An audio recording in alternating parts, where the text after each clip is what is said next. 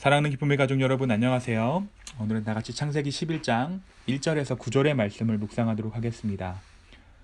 온 땅의 언어가 하나요 말이 하나였더라. 이에 그들이 동방으로 옮기다가 신할 평지를 만나 거기 거류하여 서로 말하되, 자, 벽돌을 만들어 견고히 굽자 하고, 이에 벽돌로 돌을 대신하며 역청으로 진흙을 대신하고, 또 말하되, 자, 성읍과 탑을 건설하여 이 탑 꼭대기를 하늘에 닿게 하여 우리가 이름을 내고 온 지면에 흩어짐을 면하자 하였더니, 여호와께서 사람들이 건설하는 그 성읍과 탑을 보려고 내려오셨더라. 여호와께서 이르시되, 이 무리가 한 족속이여 언어도 하나이므로 이같이 시작하였으니 이후로는 그 하고자 하는 일을 막을 수 없으리로다. 자, 우리가 내려가서 거기서 그들의 언어를 혼잡하게 하여 그들이 서로 알아듣지 못하게 하자 하시고, 여호와께서 거기서 그들을 온 지면에 흩으셨으므로 그들이 그 도시를 건설하기를 그쳤더라. 그러므로 그 이름을 바벨이라 하니, 이는 여호와께서 거기서 온 땅의 언어를 혼잡하게 하셨음이니라. 여호와께서 거기서 그들을 온 지면에 흩으셨더라. 아멘. 우리가 어제까지 노아 이야기를 함께 나누었습니다. 창세기 10장은 노아의 아들이었던 셈과 함과 야벳의 족보가 어떻게 진행되었는지를 보여주고 있죠. 먼저 야벳의 후예들은 후대로 진행되면서 이스라엘 본토와는 먼 지역으로 이동해 뿌리를 내리게 됩니다. 지금의 많은 학자들은 야벳의 후예가 유럽 민족의 선조들이라고 보고 있습니다. 함의 후예들은 어제 말씀드린 대로 가나안 족속들의 조상이 됩니다. 우리는 그들의 이름, 가나안, 헷, 시돈, 여부스, 이러한 이름들을 가나안 정복 전쟁에서 다시 한번 발견하게 됩니다. 이들은 성경사 끝까지 이스라엘 민족과 갈등하고 위협하는, 또 죄의 길로 유혹하는 그러한 역할을 담당하게 되죠. 마지막으로 셈의 후손입니다. 이들은 언약 자손으로서의 역할을 담당하게 돼요. 하나님이 11장 후반부에 부르시는 믿음의 조상 아브람이 이 셈의 후손을 통해 태어나게 됩니다. 그리고 성령으로 잉태되시어 나셨기에 비록 인간의 혈통을 따르시지는 않지만 예수 그리스도께서 이 셈의 후손을 좇아 이 땅에 오셨음을 우리는 알고 있습니다. 그러나 우리가 이 족보를 통해서 알아야 할 것은, 이 족보, 후손들을 통해 하나님께서 세계를 경영하시고 또 구원을 이루어 나아가시는 것은 맞지만, 이 족보가 말하는 것이 혈통이 모든 것을 결정하는 이른바 혈통우선주의를 말하고 있는 것이 아님을 우리는 알아야 합니다. 함의 후손이라고 모두 저주받고 셈과 야벳의 후손이라고 모두 축복의 반차에 있던 것은 아니라는 것이죠. 다만 이 혈통들의 대체적인 흐름, 그리고 그들이 이루는 민족들의 성향들이 그러했다라는 것을 참고하면 될 것 같습니다. 결정적으로 하나님께서 아브람을 부르실 때에 아브람의 행동을 혈통에서 그 명분을 찾으시지 아니하시고 믿음으로 아브람이 순종하여 의에 이르렀다고 말씀하십니다. 다시 말해 아브람의 순종은 인간의 혈통에 의한 순종이 아닌 하나님의 부르심에 대한 순종인 것이죠. 그래서 우리는 아브람을 셈의 조상이 아닌, 이스라엘의 조상이 아닌 믿음의 조상이라고 말하는 이유입니다. 예수님께서 성령으로 잉태되어 동정녀에게 나신 이유이기도 합니다. 혈통이 아닌 믿음. 우리가 사도행전을 통해 보았듯이 그것은 후에 바리새인들을 향한 예수님과 바울의 가르침에서도 드러나고 있어요. 바울은 한평생을 혈통과 싸웠던 사람이었음을 우리가 기억합니다. 또한 함의 후손들 역시 하나님의 사랑이 필요하고 예수 그리스도의 은혜가 필요하며 예수 그리스도의 십자가가 필요해서 그들의 삶 가운데도 구원이 임했다라는 사실을 우리는 지금 현재를 살며 보고 있습니다. 그렇게 10장의 족보가 마무리된 후에 성경은 11장에서 사건 하나를 소개합니다. 바로 인간이 하나님과 대적하는 탑을 지은 사건, 바로 바벨탑 사건이에요. 노아의 자손들이 번성했을 때 이들이 흩어지게 될 것을 염려합니다. 그 중에 니므롯이라는 사람, 창세기 10장 8절과 9절에 따르면 이 사람은 인류의 용사였다라고 기록하고 있습니다. 10절에 보면 이 니므롯이라는 사람이 신할 땅에서 바벨이라는 나라를 건설하게 돼요.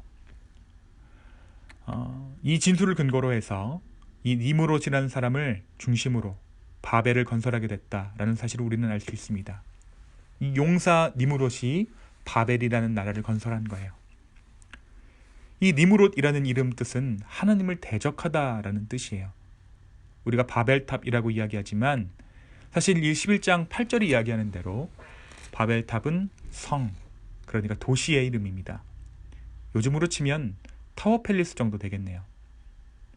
이 니무롯을 중심으로 사람들이 도시를 만들게 됩니다. 이 니무롯은 나중에 이 바벨론이라는 나라를 건설하게 되는 그들의 조상이기도 합니다. 이 바벨탑, 바벨이라는 성읍, 이 성읍의 어떤 모습이었는가? 인간들은 그 안에 의료 서비스를 갖추고 수도시설을 만들고 교육체계 또 행정체계를 만들어갑니다. 좋습니다. 훌륭합니다. 그런데 문제가 있어요. 하나님이 이 바벨의 왕이 아니라 니무롯이, 그리고 인간들이 이 성의 왕이라는 것입니다. 인간들은 하나님 없이 자기들만이 살아가기를 소망했고 하나님을 대신할 만한 시스템들을 바벨탑 안에 갖추기 시작했습니다. 이것을 보신 하나님께서는 결국 이들을 흩으시고 바벨의 건설을 중단시키십니다. 흩으시는 방법은 언어를 혼잡하게 하시는 것이었어요. 언어가 혼잡해지자 인류가 뿔뿔이 흩어지게 됩니다. 서로 커뮤니케이션 하지 못하니까 갈라진 것이죠. 말이 갈라지니 오해하게 되고 반목하게 되어 결국 흩어집니다. 그리고 이 인류는 하나님께서 다시 모아주실 그때를 기다려야 했어요. 그때가 언제입니까? 사도행전 2장이 말하는 각 지역의 방언으로 사도들이 말하게 될 그때입니다. 성령의 임재와 함께 인류가 하나됨을 회복할 만한 선물, 바로 언어를 우리에게 주님께서 허락하신 그때를 우리가 기다려야 했다라는 거예요. 바벨탑에서 흩어졌던 이 언어가 성령의 임재로 합해지게 됩니다. 그리고 이때 뭐가 생기게 되나요? 바로 교회가 생기게 되죠.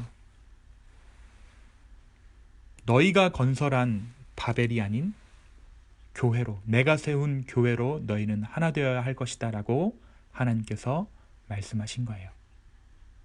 사랑하는 여러분, 오늘 말씀은 우리에게 무엇을 말해줍니까? 많은 적용점들이 있겠죠. 특별히 코로나 사태로 모이지 못하는 상황, 소위 말하는 전 인류가 하나 되어 갔던 글로벌 시대, 신바벨의 시대가 무너진 이 상황에 우리는 많은 말을 할 수 있습니다. 특별히 말 통하는 사람들끼리 다시 한번 모여보겠다고 하는 신민족주의의 시대가 다시 대두되고 있어요. 미국은 미국대로, 일본은 일본대로, 중국은 중국대로 이러한 움직임이 보입니다. 하지만 이러한 거국적인 이야기를 하기 이전에 이 말씀을 우리는 개인들에게, 교회에 된 우리에게 적용해야 할 것입니다. 하나님께서 다시 모아주신 바벨을 대체할 만한 교회를 우리 가운데 허락하시고 우리가 교회되었는데 교회된 우리 안에도 바벨의 모습이 너무나도 많기 때문입니다. 내 마음의 바벨탑, 내 마음의 용사 니무롯, 그것이 먼저 허물어져야 한다는 것입니다. 여러분, 말이 안 통해, 전 사람 정말 말이 안 통해, 이 말 우리가 외국인한테 잘 안 합니다. 같이 살고 있는 남편이나 가족에게 하죠. 혹은 우리의 이웃에게 합니다. 저 사람 진짜 말이 안 통해서 아무 말도 하기 싫어. 이것이 무엇을 의미합니까? 결국 나만의 성을 짓고 사는 사람들에게는 물리적인 언어가 통하더라도 심정은 통하지 않는다는 것입니다. 그것이 우리를 흩어지게 한다는 거예요. 우리가 그리스도의 영으로 그리스도의 사랑을 실천할 때 비로소 그 성은 무너집니다. 제가 주일 설교를 통해 이야기했죠. 공감, 이것이 교회됨의 가장 큰 요소입니다. 인간은 하나님의 은혜 아니고서는 공감할 수 없기 때문이에요. 하나님의 공감, 예수 그리스도의 그 죽으심을 통해, 그 아들을 내어주심을 통해 인간에게 공감하신 그 공감이 있어야 우리가 공감할 수 있고 하나 될 수 있는 이유입니다. 누군가는 이렇게 물을 수 있어요. 하나님의 교회가 뭔가 큰 능력을 행해야지, 뭔가 거국적인 일을 해야지, 식상하게 이웃사랑이 뭐냐고. 그런데 그것이 가장 원대하고 그것이 가장 큰 일이에요. 그것 때문에 예수님께서 십자가에 돌아가셨습니다. 이웃 사랑 때문에. 내 이웃을 내 몸같이 사랑하라. 이것을 위해 예수님이 십자가에서 돌아가셨다라는 거예요. 인간이 그 능력을 상실했기 때문에 십자가에서 예수님께서 돌아가셔야지만 그 일이 가능했기에 우리 가운데 그 일을 행하셨다라는 것입니다. 내 안의 바벨은 나 하나님 없이 살 거야, 이렇게 촌스럽게 말하지 않습니다. 난 저 사람은 절대 용납할 수 없어 라고 세련되게 우리를 유혹합니다. 혹은 그래, 적당히 선 지켜야지 라고 우리를 더욱 달콤한 말로 유혹해요. 네 믿음 지켜야지, 네 삶부터 지켜야지 라고 더 세련되게 이 바벨은 우리를 꼬입니다. 요즘 많은 사람들이 마스크를 쓰고 다닙니다. 입을 막고 다녀요. 다시 한번 바벨의 그때를 생각하게 되는 요즘입니다. 입을 막고 몸으로 사랑하고, 입을 막고 기도로 섬기며 바벨이 아닌 하나님 나라를 세워가는 저와 여러분의 오늘 하루 되기를 소망합니다. 우리는 결코 그리스도의 은혜 없이는 하나 될 수 없습니다. 또한 우리의 하나됨이, 교회의 하나됨이 바벨의 하나됨과 다른 이유는 그리스도의 십자가가 우리 안에 있기 때문입니다. 가장 비효율적이고 가장 유혹스럽지 않은, 유혹되지 않는, 매력적이지 않은 나를 내어줌으로써의 그 사랑, 바벨의 시대를 살아가는 저 여러분에게 가장 필요한 그 사랑인 줄로 믿습니다. 이 사랑으로 하나 되는, 그래서 정말 하나님 나라를 이루어가는 저 여러분의 오늘 하루 되기를 예수님의 이름으로 축원합니다. 제가 잠시 기도하겠습니다. 주님, 내 안의 바벨을 무너뜨려 주십시오. 내 안의 니무롯을 무너뜨려 주십시오. 주님의 사랑으로 하나 되기를 원합니다. 내 것을 포기하고, 내 스타일을 포기하고, 내 성향을 포기하고 그리스도 안에서 새롭게 됨으로 말미암아 나의 마음의 문을 열어 다른 사람을 맞이하고 다른 사람을 섬기도록 하여 주시옵소서. 감사합니다. 주님, 이 일을 하는데 성령께서 용기 주시고 함께하여 주시옵소서. 주님, 우리가 연약합니다. 그래서 이웃 한 사람 내 마음 가운데 품을 수 없습니다. 성령 하나님, 그 이웃을 품음으로 말미암아 바벨이 무너지게 하시고 온 민족이 하나 되게 하시고 온 열방이 주님께 돌아오는 그 일 가운데 우리가 동참하게 하여 주시옵소서. 감사합니다. 예수님의 이름으로 기도하였습니다. 아멘.